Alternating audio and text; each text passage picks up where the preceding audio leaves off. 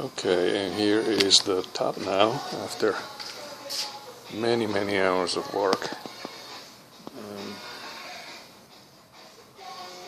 The white spot is gone, but as you can see, the grain still a bit raised, and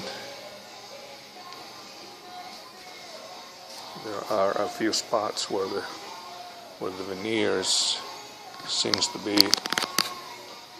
sunken, but yeah, there it is.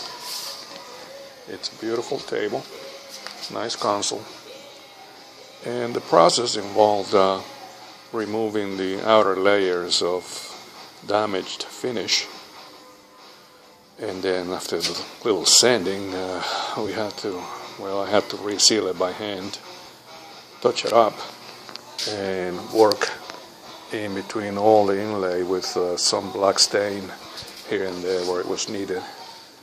But it's drying right now. I'm going to take another shot tomorrow when it's dry. You probably won't see all the streaks on it now. So